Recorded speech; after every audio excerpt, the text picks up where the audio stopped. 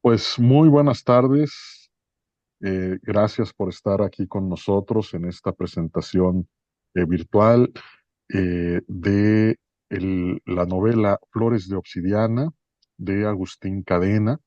El día de hoy, bueno, pues como parte de las actividades de Pasión por la Lectura, hemos convocado a grupos de las materias de los mitos que nos habitan, patrimonio cultural de México, asimismo, y bueno, en realidad también eh, ha estado abierta la invitación a toda la comunidad del Tecnológico de Monterrey. Así que bueno, pues un saludo a quienes nos acompañan de estas unidades de formación, así como bueno, pues a quienes forman parte de nuestra comunidad y nos han regalado unos minutos de su presencia. Están con nosotros el autor Agustín Cadena y Miriam Martínez, quien es la directora del área de literatura de Editorial Castillo. Voy a proceder a leer la semblanza de nuestro autor para que podamos pues iniciar con esta conversación. Agustín Cadena nació en Ixmiquilpan, Hidalgo, y actualmente radica en Hungría. Es novelista, cuentista, ensayista, poeta y traductor, además de profesor universitario de literatura. Ha recibido varios premios nacionales e internacionales: el Premio Nacional de Cuento Infantil Juan Carlos de la Cabada, el Premio Nacional de Cuento San Luis Potosí, el Premio Sexto Continente de España, el Premio Nacional de Cuentos sobre el Mar Timón de Oro, entre otros. Ha publicado más de 30 libros, la mayoría enfocados al público juvenil. Parte de su obra ha sido antologada y traducida al inglés, al francés, al italiano, al portugués, al griego, al húngaro y al urdu. Se ha especializado en el estudio de vampiros, de hombres lobo, de zombies, de sirenas, lamias y todos esos seres que aceptan sin reparo su naturaleza divina bestial. Y bueno, pues precisamente la novela que hoy nos convoca, Flores de Obsidiana, es un gran homenaje al folclore mexicano, a su patrimonio histórico, pero también a su patrimonio tradicional, en estas historias orales que pues están pobladas por estas criaturas fantásticas, especialmente en el caso de Flores de Obsidiana, por las mariposas murciélago. Así que, bueno, pues me da mucho gusto darle la bienvenida a nuestros invitados, a Agustín Cadena y a Miriam Martínez.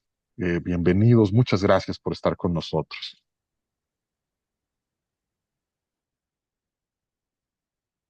Bueno, pues entonces para que iniciemos, pues me gustaría cederles precisamente el uso de la voz para que nos puedan contar un poco más sobre esta maravillosa novela, que bueno, pues definitivamente es una maravilla, es un deleite acercarse a ella y recorrer sus páginas. Así que pues adelante.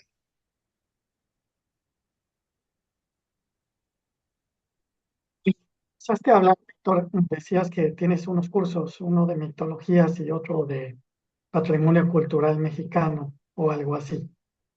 Entonces, me gustaría empezar hablando de esto, porque precisamente la novela que estamos presentando tiene que ver con las dos cosas. Es una recuperación de la mitología mexicana, no solo indígena, sino popular a un nivel más amplio y es parte del patrimonio cultural.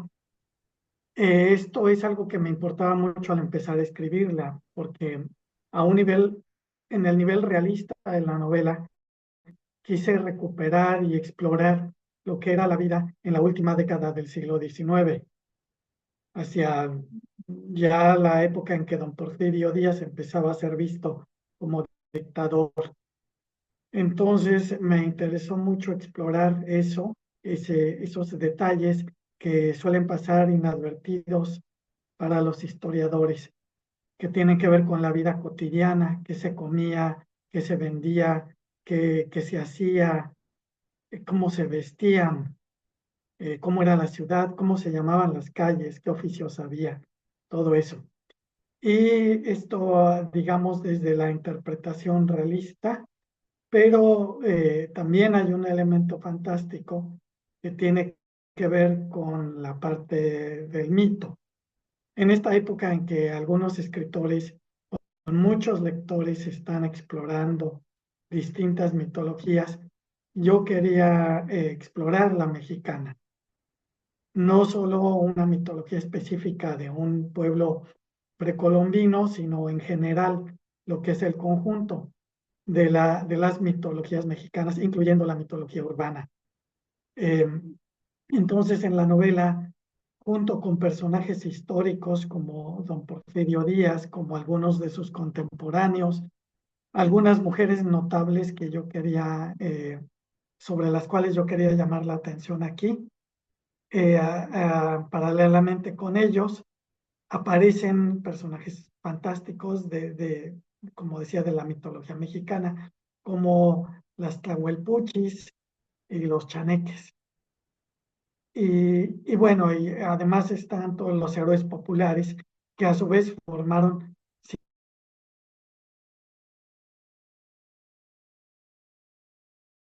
si no mitos y leyendas, o Teresita Urrea, la Santa Niña de Cabura. Son personajes fascinantes porque tienen una dimensión que no es solo histórica, sino que también se desborda hacia lo legendario. Y pues esto es a grandes rasgos la novela. Gracias, Agustín. Sí, efectivamente, ¿no? Están muy presentes estos dos elementos. Ahorita que mencionabas, por ejemplo, la mitología urbana, muy cierto es que bastantes acciones importantes ocurren justamente dentro de la Ciudad de México, esa ciudad además, pues que recreas en ese momento clave, ¿no? De los inicios del 1900, ¿no? Que empieza también a introducir estas, pues estas ideas, llamémosle positivistas quizá, ¿no? En las que ya empezamos a ver el uso de la tecnología, el uso de la ciencia. Tenemos ahí al doctor Bertil, ¿no? Por ejemplo, como representante de alguna manera de de estas tendencias científicas, pero al mismo tiempo cómo conviven con la mente mágica, con la mente mitológica, que además, no es ajena a ningún pueblo, pero además en México adquiere ciertas características muy peculiares, ¿no? Bueno, no sé cómo lo verías en ese sentido, pero definitivamente vemos que hay una convivencia entre estas, digamos, dos, vamos a llamarles fuerzas, o estas dos formas de habitar en el mundo. Sí,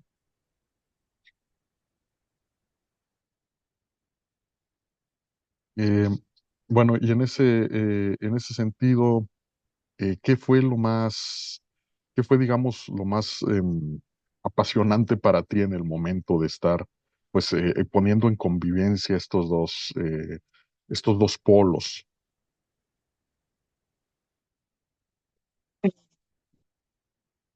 todo, no sé, me apasionó escribir la novela. De todos mis libros es el que me ha consumido más tiempo, no solo el tiempo específico de la redacción de la obra, sino también el tiempo de la investigación, que es de una cosa de muchos años. Desde que yo tenía 20 años y entré a la universidad, me he dedicado a ese periodo de la historia. Entonces, sí hay una cosa de mucho tiempo. Y luego te digo, pues a ninguna otra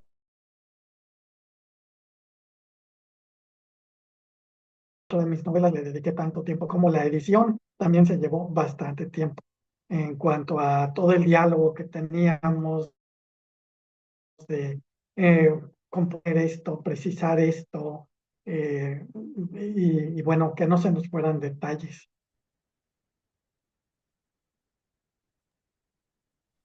Claro, sí, sin duda.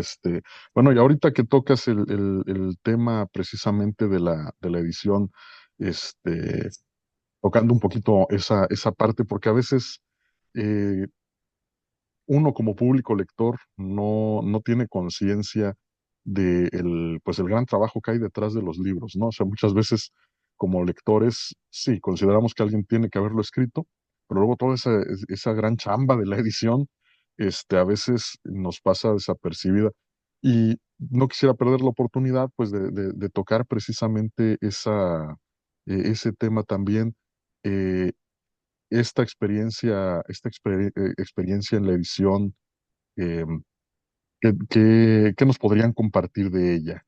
Este, sobre todo, bueno, porque pues Editorial Castillo, que es una de las grandes editoriales que trabajan en nuestro país, pues tiene también diferentes ramas y esta de literatura pues es especialmente llamativa, ¿no? Porque de momento pues uno ubica a Castillo por otros títulos y que tengamos la presencia también de la literatura como tal. Pues, sin duda es algo muy valioso, ¿no? No sé si nos quisieran compartir algo de ese proceso editorial. Sí, Es de dejar hablar a Miriam, perdón, ya te estaba ganando. Bueno, es que solo quería decir precisamente en previsión de lo que Miriam vaya a comentar, que antes y sobre todo en la literatura para adultos, lo que hacía un editor era que decidía si publicaba un libro o no. Si decía que sí, pues se publicaba, se hacía una revisión, una lectura ortotipográfica y ya estaba. Pero ahora, y sobre todo con la literatura juvenil e infantil, y todavía más con Ediciones Castillo, tuve la experiencia de ver que realmente el editor se convierte en un coautor en gran medida. Entonces, pues sí, es una novela que tendría muchas más imperfecciones si se hubiera publicado tal como yo la envié. Y bueno, pues esta es mi introducción a lo que vaya a decir Miriam. ay, muchas gracias, Agustín y Víctor. Pues para nosotros fue un gran placer trabajar en esta novela. Yo no sé si por ahí quienes nos están escuchando hoy sepan que son las mariposas murciélago o se han oído de ellas. No sé, Víctor, si ellos pueden hablar en el chat o abrir su micrófono, si quizás alguien tiene una idea de qué sean Se puede abrir el micrófono. o hayan escuchado al respecto. ¿Les suena algo parecido? Quizás hayan escuchado o visto una película. Pues acá lo que hizo Agustín fue un gran reto para nosotros. Nosotros pues publicamos, como bien decía Víctor, en Ediciones Castillo. Tenemos una colección que se llama Castillo en el Aire que va dedicada pues a jóvenes. Y siempre es un reto tener libros que realmente los lleven a leer y a tener, que los enganchen con lo que está pasando en su vida. Y creo que una de las peculiaridades y que yo siempre destaco con un carácter muy original del libro de Agustín Flores de Obsidiana, es que si bien está situada en un momento histórico del porfiriato de la vida en nuestro país, también tiene mucho que ver con lo que le puede pasar a un joven, ¿no? Porque es la historia de dos chicas que son amigas, son de diferentes contextos sociales, y si bien, pues, como bien decía Agustín, gracias a ellas nos deja ver cómo viven las chicas, no solamente las personas, digamos, adultas, sino cómo puede vivir un joven en esa época, qué pueden sentir, qué pueden experimentar.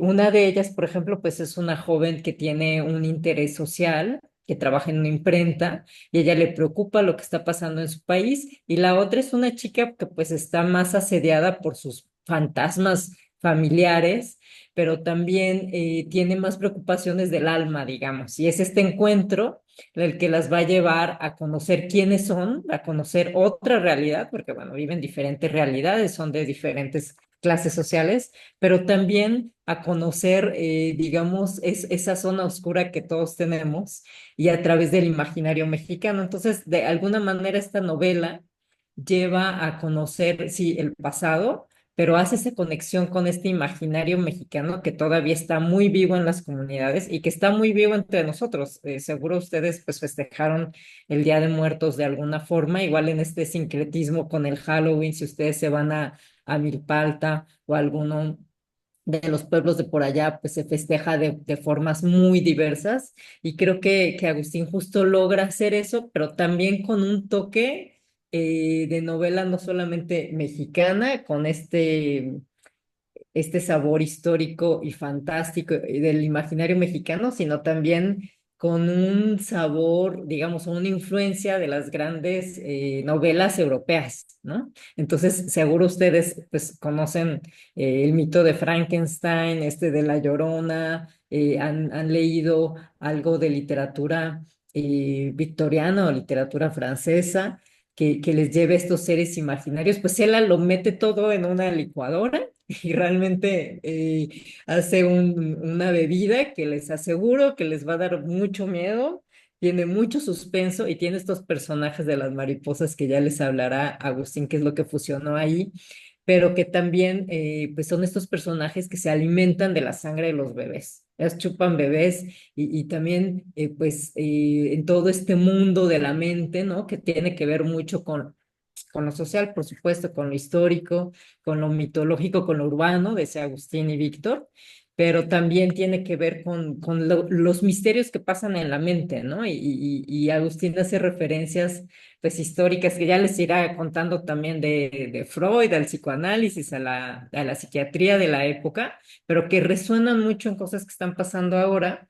Y pues con todo esto yo pensaba como editora con mi equipo, es cómo podíamos hacer leer a un joven que tiene pues, miles de estímulos y puede ver en el teléfono y en internet muchas cosas que le interesen, cómo podemos hacer que lea una novela de 300 páginas. Y entonces Agustín llegó con una novela larguísima, de más de 300 páginas, y nuestro reto conjunto era que al menos quedara en 300, que fuera, que ya es bastante, ¿eh? Como ustedes saben, es un reto, pero cómo hacer que esto, todo este tan rico, pudiera caber en un universo también que pudiera ser muy fácil y muy ameno, porque pues Agustín entre sus virtudes tiene la de la descripción y había que recortar algunas descripciones, había unos personajes fascinantes, como una brujita que ya les contará, que tiene esto como Drácula de también del anhelo de lo humano, ¿no? Ella también se pregunta qué es esto de ser humano, aunque ella puede hacer muchas cosas.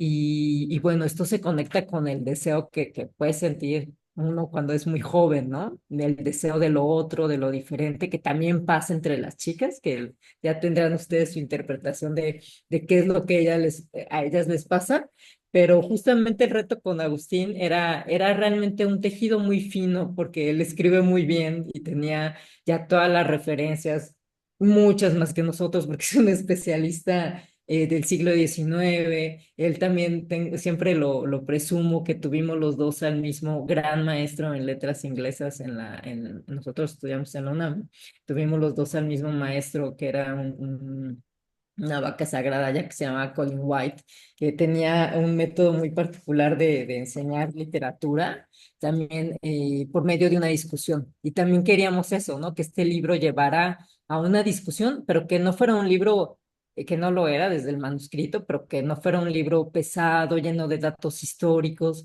De hecho, les comparto que incluso gente del equipo de Castillo decía, bueno, pero ¿cómo que es una novela histórica? Ni cuenta nos dimos, ¿no? Porque en realidad, si no conoce las referencias del hospital, que él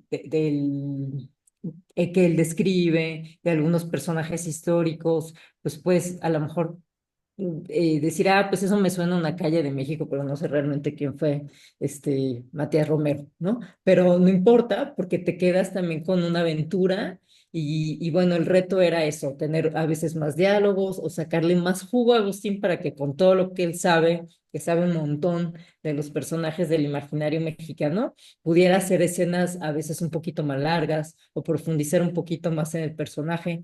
Pero la verdad es que fue un placer cada vuelta con él, que cuando uno edita un libro tiene que leerlo muchísimas veces, sobre todo por estos personajes, que a mí me encantaría, Víctor, Agustín, si me permiten, para quienes no han leído la novela, me gustaría eh, ponerles un audio de una probadita de la misma para que escuchen de qué va y luego pues Agustín nos pueda contar un poco de estas brujas, vampiros, seres oscuros que habitan en el imaginario de nuestro país. Les comparto un audio, me dicen si ahí lo escuchan bien.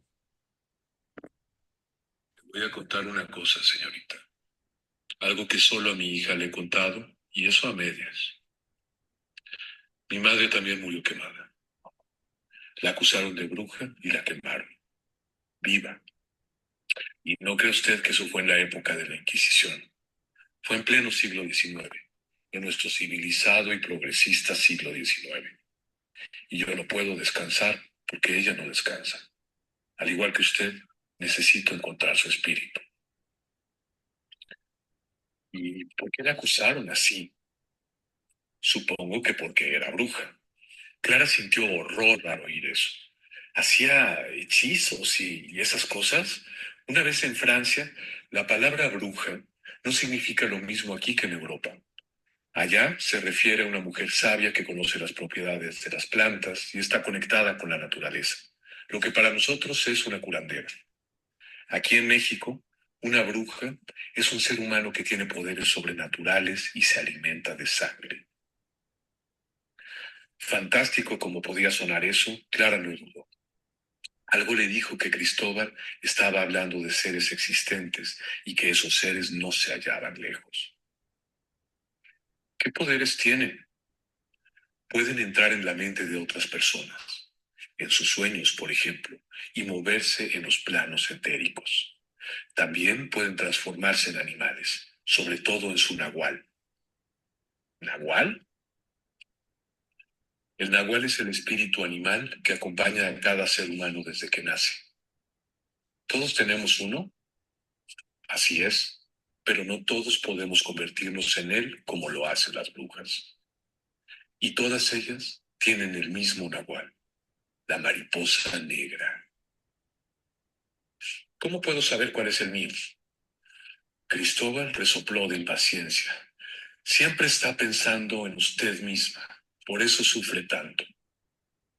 ¿Le interesa o no que le siga explicando lo de las brujas? Sí, perdón. ¿Por qué la mariposa negra? No todas las brujas tienen los mismos poderes. Unas tienen más, otras menos. Las más poderosas pueden comunicarse con los animales que les son afines y ordenarles hacer cosas. Atacar a alguien, por ejemplo. Pueden entrar en sus sueños y leer sus pensamientos. Eso ya me lo dijo. Deje de interrumpirme. Tienen un poder que da todavía más miedo. El de poner a su servicio las ánimas de los niños no bautizados que se han chupado. Clara le dirigió una mirada de horror. Él continuó. Las brujas son la cara más oscura de Iztapalotl. ¿Sabe usted quién es ella? Tengo la impresión de que conoce muy poco la cultura de nuestros antepasados. Esa es la verdad, maestro. Pero si usted me enseña, Iztapalotl, continuó Cristóbal sin dejarla terminar, es una de las diosas más antiguas, tan antigua que fue la primera mujer en ser sacrificada. Es la energía femenina y nocturna de Tezcatlipoca, y su nombre significa mariposa de obsidiana, diosa de la guerra y de los sacrificios humanos, patrona de la muerte. También se asocia con pájaros nocturnos y murciélagos y fuego. Fuego, otra vez, mariposas, murciélagos, pájaros. Clara empezó a sentir una punzada en la cabeza que le dificultó concentrarse. Aún así, hizo un esfuerzo por seguir oyendo. Pues allí una probadita de flores de obsidiana. Mil gracias, Miriam. No, sí, pues maravillosa. Y sí, esa parte, pues, en el que tenemos este diálogo con el maestro, impresor, que además, bueno, pues tiene esta historia también tan personal con estas criaturas. Pues, eh, pues adelante, Agustín, cuéntanos un poco de estos seres, ¿no? Que además, pues, tanto te han apasionado durante tantos años.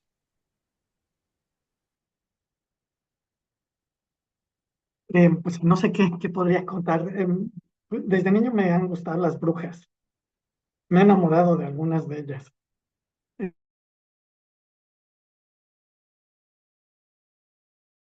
Entonces, y no, que tienen el poder de hechizar, ¿no? Y sobre todo, desde niño me intrigaba estas expresiones populares de que las brujas chupan, porque yo me formé con lecturas europeas y pues nunca veía que las brujas chuparan. Entonces me parecía como una superstición muy, pues de personas muy ignorantes. Y después fue poco a poco que me fui enterando de que realmente la idea de la bruja es diferente en México que en Europa. Y que en México las brujas sí se chupan a los niños. Entonces, pues de ahí empezó también la inquietud de escribir un día algo extenso, recuperando este personaje y esta lectura del personaje.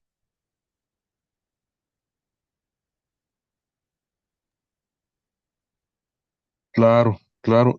Y en ese sentido, por ejemplo, ¿cuáles serían esas, digo, un poco para que podamos explorar más a los personajes, cuáles son las diferencias como más, pues más llamativas que encuentras en las dos figuras? Porque de alguna manera lo que sí tienen en común es que hasta cierto punto, tanto la bruja europea como la bruja mexicana, e incluso si nos estiramos un poco más, la bruja prehispánica, todos comparten hasta cierto punto la antropofagia, ¿no? Como una práctica para sobrevivir. Eh, pero bueno, pues eso es una concomitancia.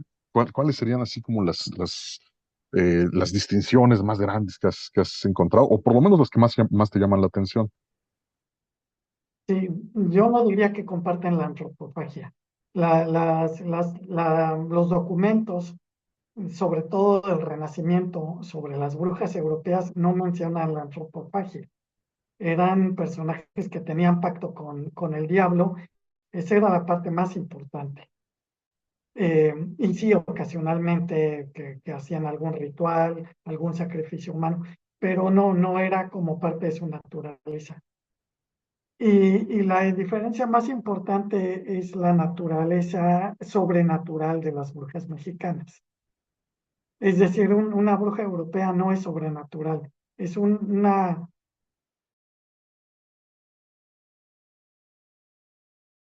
mujer sabia. En cambio, una bruja mexicana no puede aprender a ser bruja. Nace bruja o no, la diferencia más importante. De acuerdo, de acuerdo. No, pues, gracias, gracias. Este, bueno, en este momento también me gustaría eh, invitar a nuestro estudiantado, pues a que si tienen alguna duda, alguna inquietud, pues también las vayan externando. Hay que ir aprovechando, pues que ya estamos entrando más en materia, así que no sé si alguien del estudiantado o también los colegas profesores que estén conectados, quieran externar alguna pregunta. Por favor, abran micrófono y compártanos. Yo, profe, Adelante. este, a mí me llamó la atención, pues el uso pues de la mariposa nocturna, ya que, pues parece simbolizar algo más profundo. Yo quería saber por qué elegiste una criatura nocturna, o sea, qué representa esto en el libro, o sea, esta criatura. En el fragmento grabado que Miriam nos mostró, hay una referencia a Itzpapalot como la diosa a la cual pertenecen las brujas. El nombre Itzpapalot está formado por dos palabras, Itz, que es obsidiana, y Papalot, mariposa. Es la mariposa de obsidiana. Y también en ciertas regiones se le conocía como mariposa murciélago.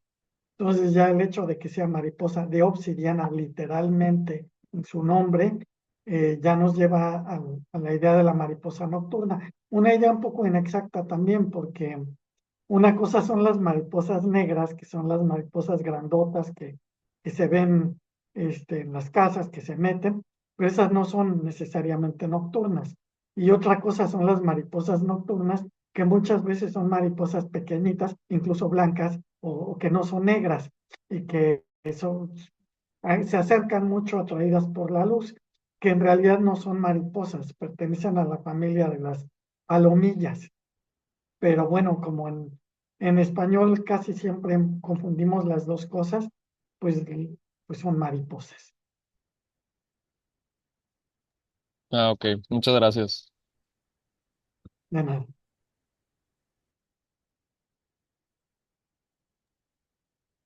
¿Alguien más que nos quiera compartir alguna inquietud? Adelante, Cristina. Muchas gracias, Víctor. Buenas tardes a todos y a todas. Ahorita que mencionaban estas diferencias entre el concepto de la bruja, ¿no? En Europa y bueno, y en este contexto americano, mexicano, nuevo hispano. No he leído la novela, ¿no? Entonces, por eso desconozco las precisiones. Estaba pensando en el libro de Jules Michelet, ¿no? El de La Bruja y estas, pues todo este imaginario que tiene sobre los estudios de las supersticiones en la Edad Media. ¿Cuáles serían entonces, o cuáles fueron, ¿no? Para nuestro autor, ¿no? Los insumos, hablas que fueron muchos años de investigación, histórica, ¿no? Y bueno, y traducirlo, ¿no? Al lenguaje literario, pero ¿cuáles fueron los principales insumos o documentos históricos para ir trazando el eje de esta narrativa?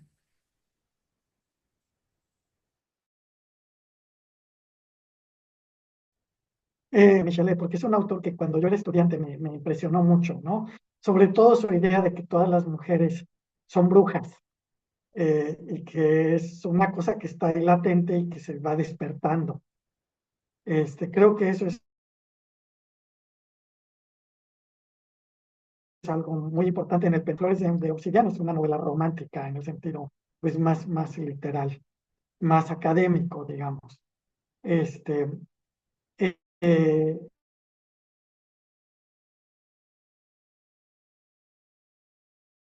pero sí, la perspectiva significa que es una perspectiva cristiana. La bruja mexicana no tiene una lectura cristiana.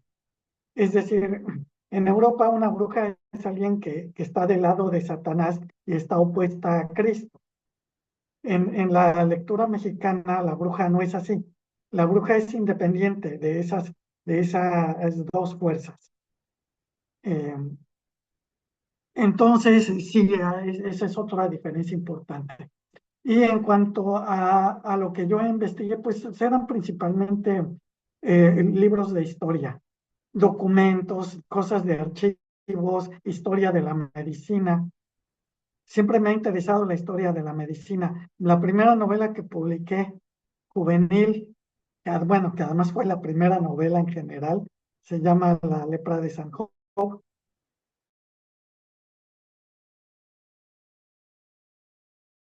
La publiqué en Planeta en 1909.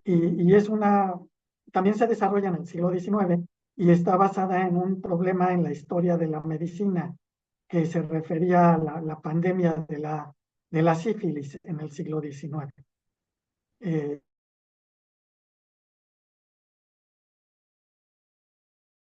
entonces, sí, la medicina. En esta novela es más historia de la psiquiatría. eh, y bueno, y de padecimientos relacionados con la psiquiatría, por ejemplo, la drogadicción, un problema juvenil que mucha gente en esta época piensa que es de ahora, pero no es nada más de ahora. En el siglo XIX era un gran problema. La drogadicción estaba extendida en todo el mundo occidental, por lo menos. Bueno, y en gran parte del mundo oriental también.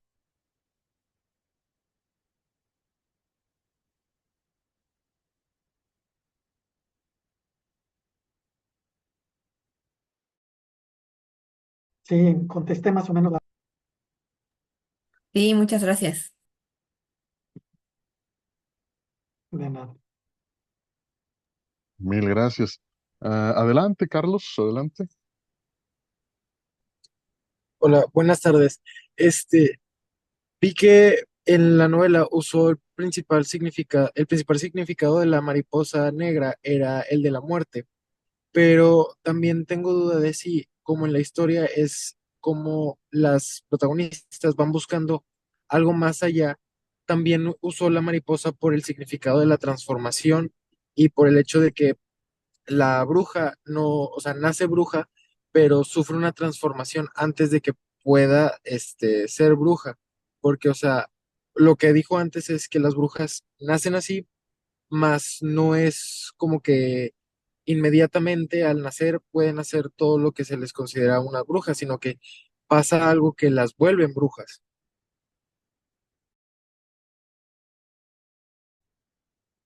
La asociación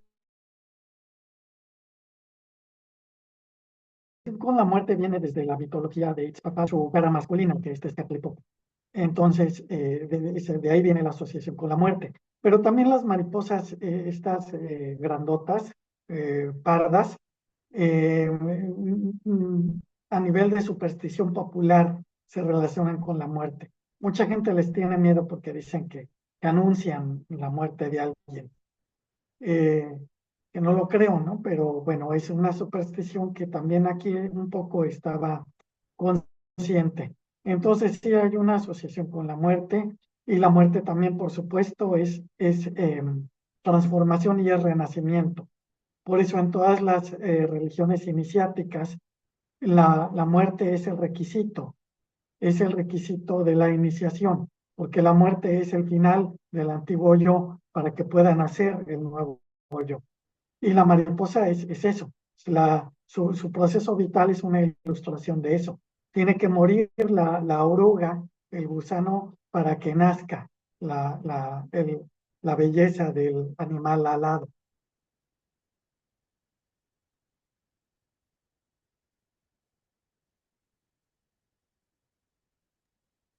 Excelente, mil gracias.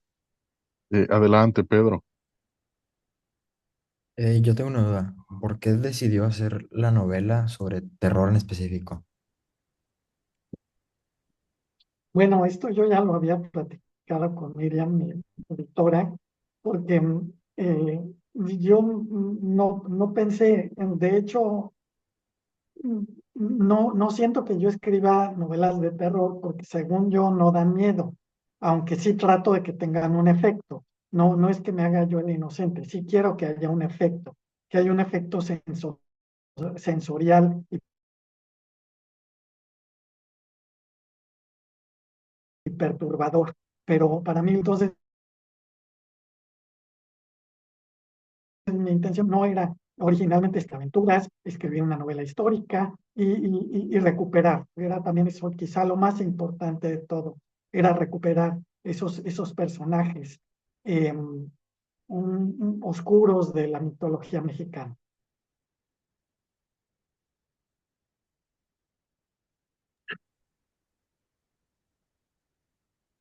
Gracias, muchas gracias, Agustín. Bueno, vamos ahora con la pregunta de Santiago Rafael. Adelante. Ok, bueno, yo quería preguntarles, me llamó la atención mucho eh, lo que se llamaba lo de la Virgen Gitana, porque pues habla, o sea, un poco sobre la cultura, pues, gitana y todo eso, y yo quería saber qué fue la motivación para incluir esta cultura, pues, gitana, que pues no es la mexicana y puede ser algo diferente para muchos, y pues cómo cree que esto ayuda a enriquecer la historia y pues que podamos nosotros disfrutarla. Los gitanos empezaron a llegar a México en masa a mediados del siglo XIX. Y desde entonces se convirtieron en una parte importante de la cultura popular, del folclore, ¿no? Una serie de estereotipos de que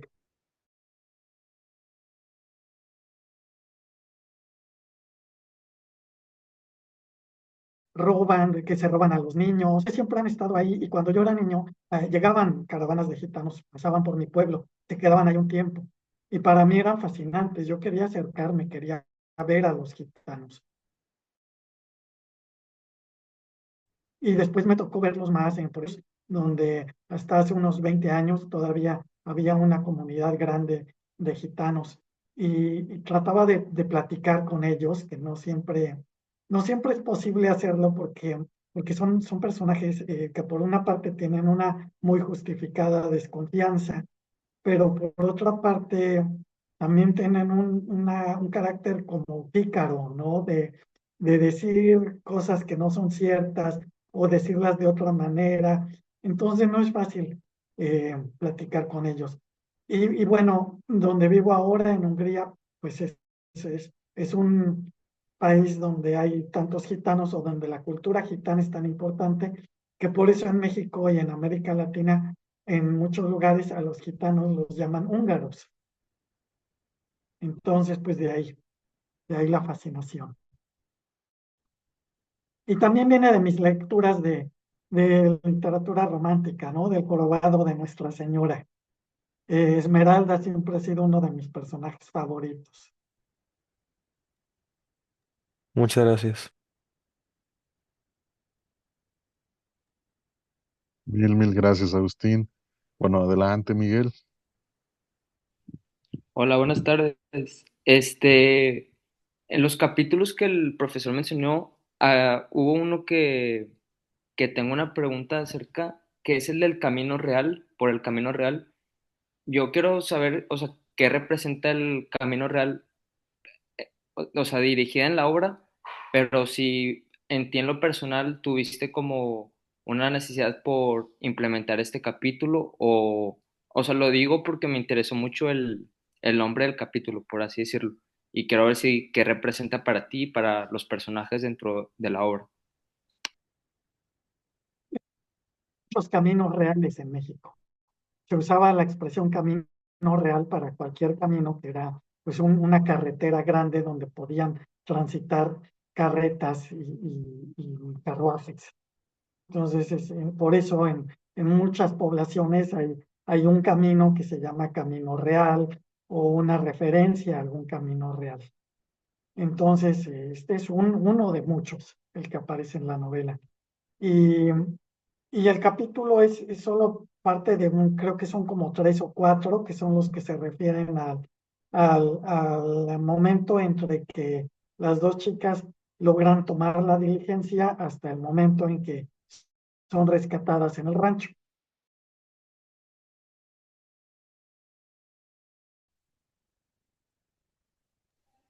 Qué amable, gracias. De nada.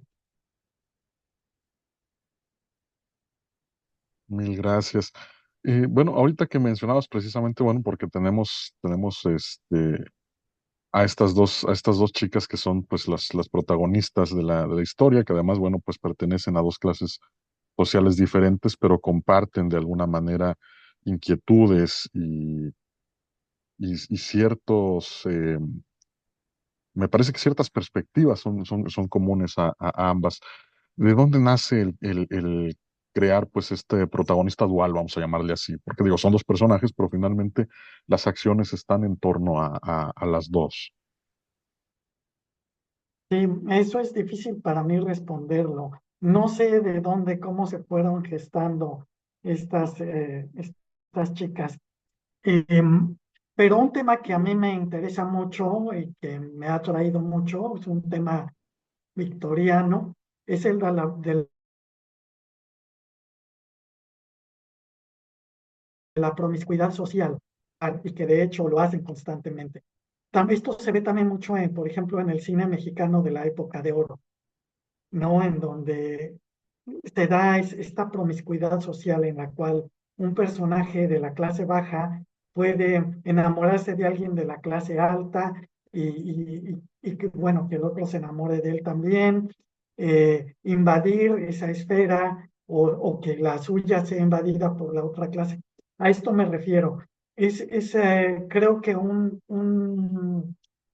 una mina de posibilidades narrativas, esta idea de la promiscuidad social. En esta época, pues ya no es así. Creo que las clases sociales están cada vez más separadas en México. Bueno, ya ni siquiera en la escuela. Cuando yo fui a la escuela, yo tenía compañeros que llegaban descalzos y que cargaban sus libros, sus útiles en bolsas de estas de agujeritos del mercado.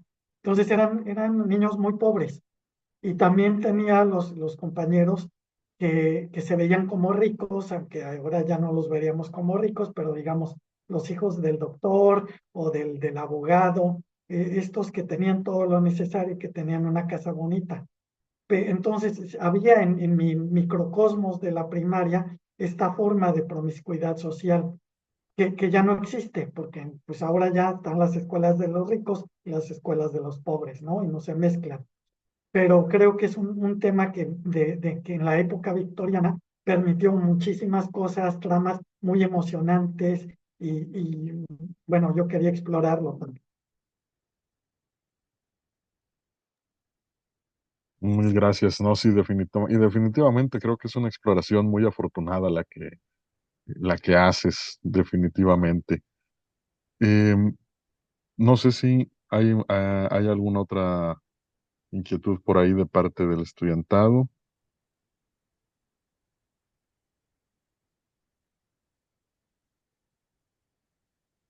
Bueno, si no, yo sí tengo una pregunta más, eh, precisamente relacionada nuevamente con la pasión por lo mitológico, la pasión por la mentalidad mágica y mítica de los pueblos. Y es, eh, ¿qué importancia consideras, Agustín, que tiene hoy día que sigamos, pues, hablando, eh, recontándonos estas historias míticas, ya sea rescatando, digamos, las versiones que, pues, concebimos más originales, o reinventándolas, ya sea pues a través de la literatura, a través de las películas, a través de otras formas en que podemos pues eso atestiguar y consumir historias. ¿Qué importancia crees que tiene hoy día que eso, que sigamos pues manteniendo vivos los mitos y las historias míticas y que sigan formando parte de nuestra, pues digamos, de nuestro panorama cotidiano? Sí, después de responder la pregunta, creo que es necesario definir qué es el mito o quizá empezar por qué no es. La gente usa muy fácilmente la palabra mito para decir mentira. Entonces se dicen cosas como, no sé, que eh, la transformación de política de un partido es un mito, o que el chupacabras era un mito. Esos no son mitos. Un verdadero mito es la ilustración de un proceso psíquico. Es decir, un mito habla de nuestra alma y de el desarrollo del alma. Entonces, los personajes mitológicos son unidades narrativas que permiten visualizar estos procesos. Y en ese sentido es muy importante, es imposible prescindir de los mitos, porque nos olvidaríamos de nosotros mismos, porque no tendríamos la posibilidad de encontrarnos. Entonces, sí, sí, es una importancia que es insoslayable y que tenemos la responsabilidad de conservar. Y bueno, se va transformando, los mitos se van transformando porque se va transformando la sociedad y cada nueva sociedad, cada nueva generación o nuevo movimiento generacional hace una lectura diferente de los mitos. Entonces, por eso también son algo vivo que se va transformando. Y por eso también puede parecer que yo estaba aquí introduciendo cosas que no estaban, porque de alguna manera supongo que todos vamos siendo parte de la transformación. Claro, claro, sí, sí, sí. De esa manera, pues también nos apropiamos, ¿no? Cuando aportamos en esa transformación, pues también nos vamos apropiando del mito, ¿no? O sea, en el sentido positivo de apropiación, de integrarlo a nosotros y reconocernos, ¿no? A través de esas historias.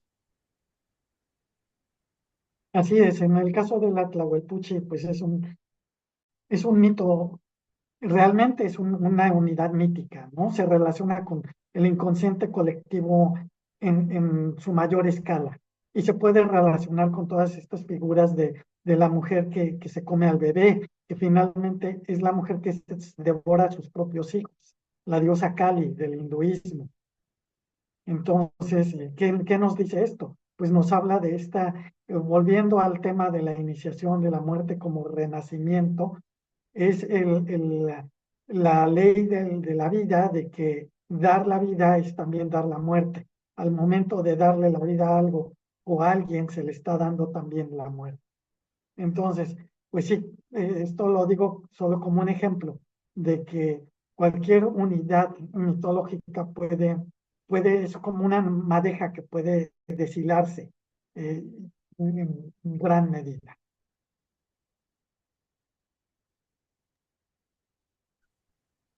¿Qué le podrías recomendar a nuestro estudiantado bueno, que tiene inquietudes creativas, que quisiera pues también, ¿no? Escribir o quisiera hacer películas, pero finalmente que quisiera pues de alguna manera transmitir a los demás tanto una historia como los sentimientos y sus propias inquietudes y sus propias preocupaciones y gozos?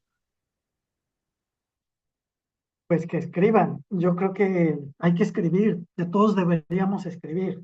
He oído personas que se quejan de que en México hay más escritores que lectores. Bueno, ¿y qué tiene de malo? Es igual que quejarse de que la gente baile. Pues sí, el baile también es una expresión creativa. Y qué bueno que todo el mundo bailara. Y qué bueno que todo el mundo tocara música. Y uno no debe cohibirse ante probar algo nuevo. Yo he incursionado en distintos lenguajes artísticos. Entonces, en cualquier momento es bueno y es también otra forma de autoconocimiento. Mil gracias. Adelante, Cristina. Gracias, Víctor. Bueno, aprovechando esta pregunta y recordando, ¿no? El fragmento que nos compartió hace un ratito Miriam, entonces supongo que hay un audiolibro también, hay versión de audiolibro de esta novela, o qué, ahora sí que en el terreno editorial, ¿no? ¿Qué decisiones implica tener una novela pues impresa, escrita y además pasarla a lo mejor a este formato de audiolibro? Y aquí les pediría a los estudiantes de patrimonio cultural que están pensando en trabajar para su evidencia final un podcast o llevar un formato de investigación a algo que sea audio, pues qué trabajo requiere o cómo se piensa, ¿no? ¿Qué ruta hay que tomar para pasar a estos diferentes formatos? Sí, Cristina, pues fíjate que todavía no hacemos el audiolibro, pero sí hicimos algunos audios que me encantaría compartirles otro porque lo ameritaba y porque para nosotros ha sido una herramienta importante, pues todas las redes sociales, por supuesto, y también la experiencia de escuchar algo, ¿no? Para imaginar que hemos tenido con la gente que hemos compartido, tanto a nivel de promotores, maestros, estudiantes. Por eso es que hicimos unos audios especialmente de este libro, pero aún no tenemos el audiolibro, pero sí te puedo compartir que, bueno, el libro sí está a la venta y está también a través de Amazon, entonces los estudiantes que quieran comprarlo lo pueden hacer. Y bueno, si nos queda un tiempito, les voy a compartir otro audio porque justamente como referías, pues tener esta oportunidad de escucharlo con una voz narrativa profesional, con un locutor profesional, también te adentra mucho y te puede enganchar a buscar el libro, pero te prometo que en cuanto esté, te lo haremos saber.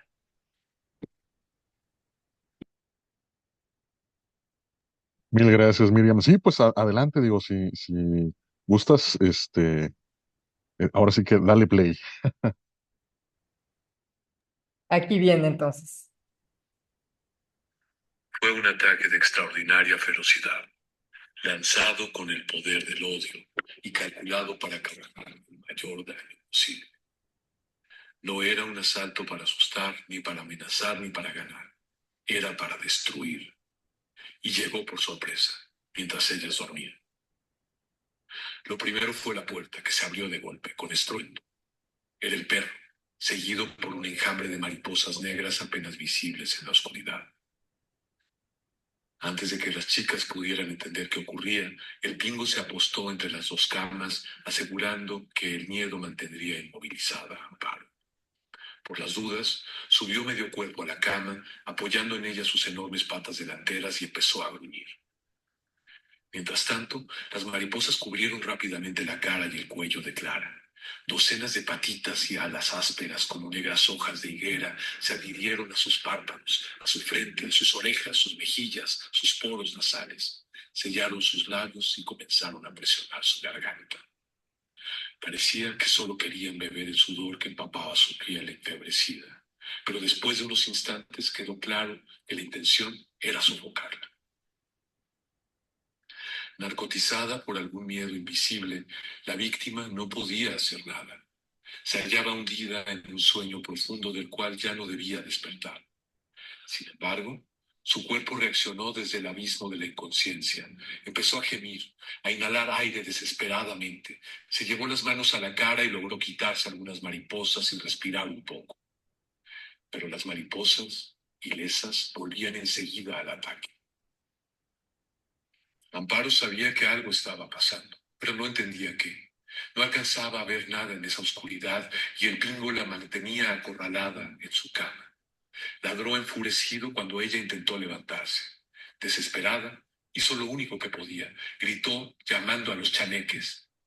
¡Nisalao! ¡Gu!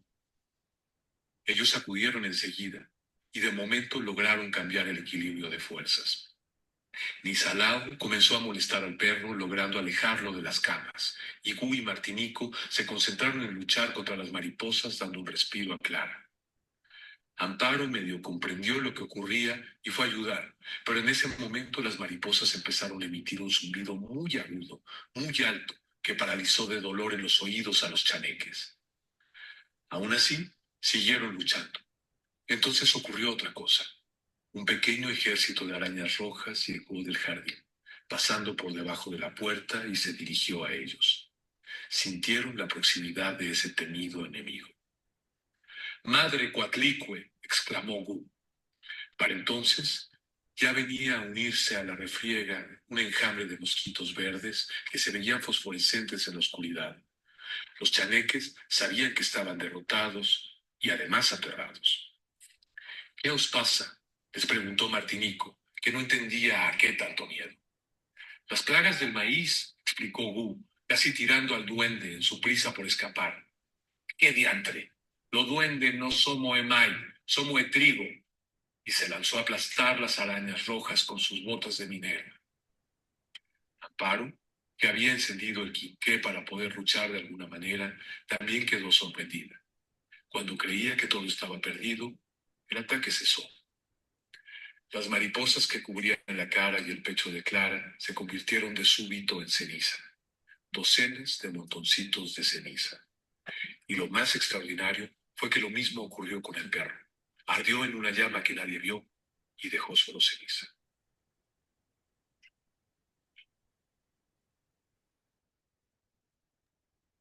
Mil gracias, Miriam. Mil gracias.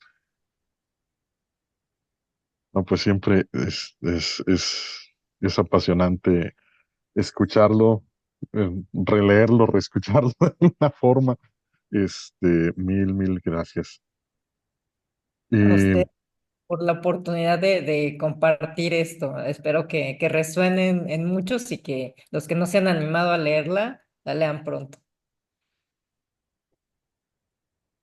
definitivamente, definitivamente. Y es que realmente es un libro maravilloso que nos lleva a un viaje que está lleno pues de maravillas, valga la redundancia. Es que está lleno de tantas cosas que genuinamente, pues sí, quienes no hayan tenido todavía la oportunidad o no se han aventado todavía a descubrirlo, vale muchísimo la pena. Digo, lo estamos viendo con los audios. Yo creo que la conversación en sí misma nos ha despertado también muchos intereses por ahí.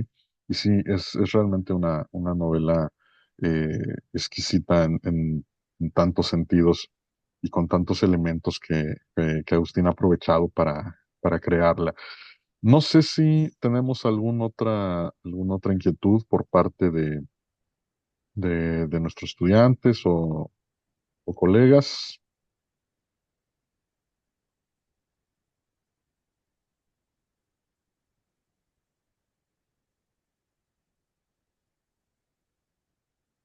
Bueno, si no es así, pues quisiera pues pedirles tanto a Agustín como a Miriam, no sé si algunos comentarios finales que nos quieran compartir.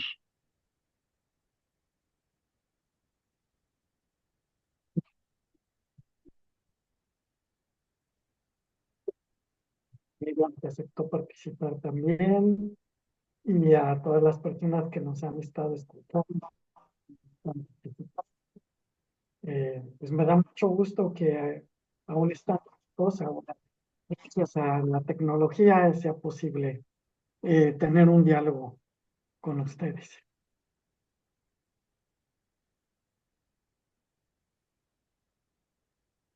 Gracias, gracias, Agustín. Adelante, Miriam, adelante. Por mi parte, también agradecerte a ti y por supuesto a Agustín, no solo este espacio, sino la oportunidad de editar su libro, que espero que no sea el último en Castillo, y a todos los estudiantes la oportunidad de estar hoy con nosotros, compartirles que hay otros títulos también en Castillo de la Lectura, y por supuesto uno más de Agustín por venir, que ya les haremos saber, espero que el próximo año. Y bueno, pues comentarles quizás tomar en cuenta algo que decía alguno de los estudiantes, que él muy atinadamente atisbaba en el tema de la transformación, ¿no? Que me parece que es algo como muy importante en la novela, pero también que es algo, como les decía, que conecta con lo que ellos pueden estar viviendo también en una época de muchas transformaciones, y que al final todo esto que abreva, de lo que abreva Agustín, pues está también en constante cambio y resignificación, y que creo que es una oportunidad para pensar el presente con el pasado, e incluso imaginar pues también el futuro y la posibilidad creativa que nos inspira a Agustina a retomar pues también todos estos personajes de nuestra cultura, para también hablar de lo que nos está pasando, o a ellos también, ¿no? A los estudiantes que están en patrimonio cultural, para también pensar un poco en este mismo acto creativo de Agustín, en su propia mitología y en su propia familia y su propia historia. Creo que esta novela es una invitación en muchos sentidos, ¿no? También, como él decía, escribir y a pensar en la propia mitología ligada al país. Pues muchas gracias a todos. Invitarlos también, tenemos en Instagram, que es Castillo de la Lectura. También por ahí pueden ver algunos intervenciones que ha tenido Agustín, y bueno, de otros libros. Muchas gracias a todos. Pues muchísimas gracias de verdad, Agustín, Miriam, por acompañarnos. Gracias también pues a los colegas que se conectaron y a los grupos de patrimonio y de mitos que nos acompañaron. Eh, Ha sido un verdadero placer y un gran honor estar con ustedes en esta sesión. Bueno, pues nada más no dejar de mencionar, pues recuerden que la novela está disponible para su compra tanto en línea como en Amazon, como en la librería El Sótano, si no estoy equivocado. Entonces también quien tenga el deseo de acercarse, si no lo ha hecho todavía, pues está abierta la invitación.